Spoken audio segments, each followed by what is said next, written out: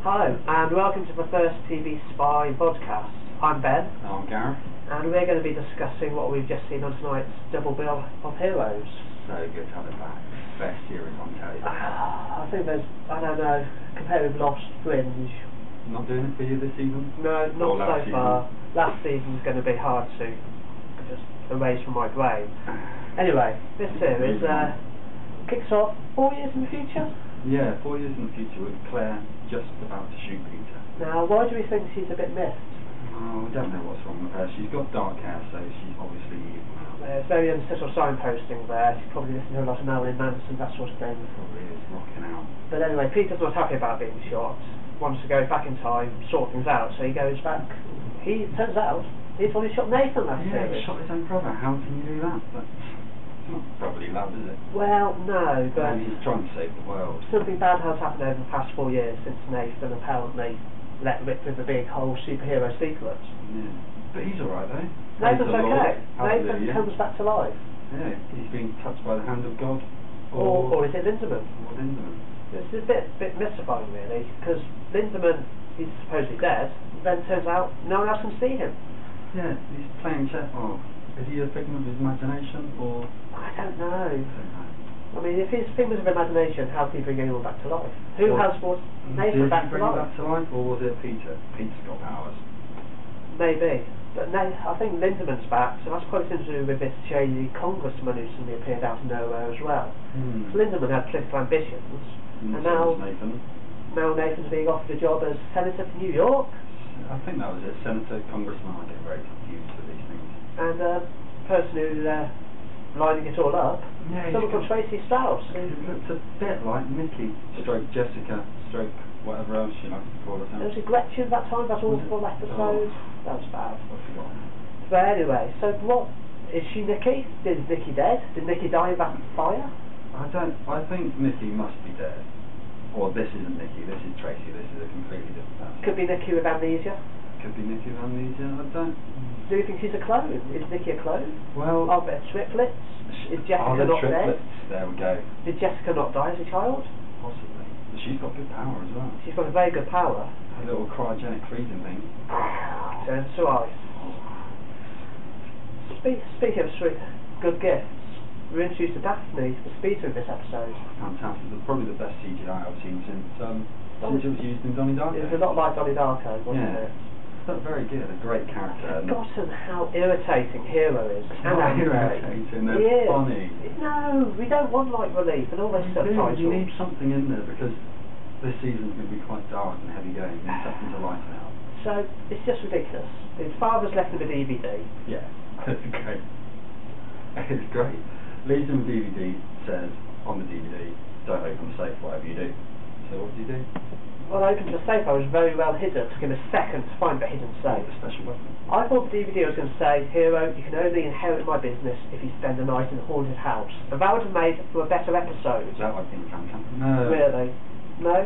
So, anyway, we open the safe, there's another DVD that says, oh, I told you not to open that one. Yeah. And here's a formula. There's a formula. We don't know what formula's to. Something to do with the genesis of Heroes. Half a formula. Who's got the other half? Mama Petrelli. I think Mama Petrelli could be involved somehow. Or, what are we calling him? Goldman. Goldman? Yeah, who's not moving at all in this episode? Oh, Bob. Bob, Stephen Tobolowsky. He's a powerful fellow. But anyway, getting back to it. Back to this. Speedster runs in. Steals the formula. So Hero says he could go back in time, get the formula back, but he's not going back in time again, because he was so boring last time he did it, confused all to Pat.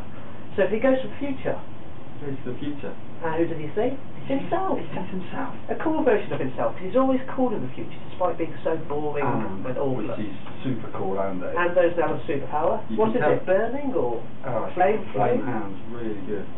Really good flame hands. But you can tell he's got power because he's got a new haircut. Yeah, that's how you know. And then, shortly after that, he kills Hero.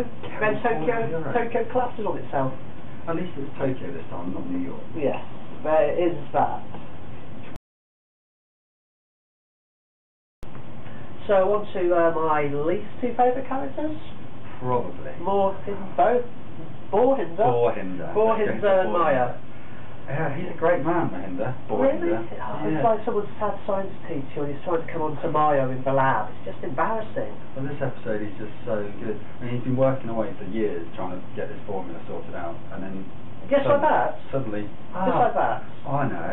Now I've got the woman with the world's most useless gift in my lab.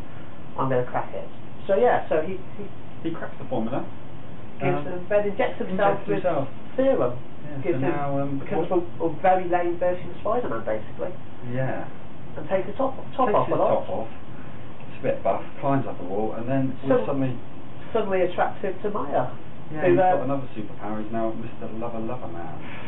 But then again, she did go after Cider last time, so she does have terrible taste in men, really. She does. I mean, it's lucky she doesn't get emotional after sex, because...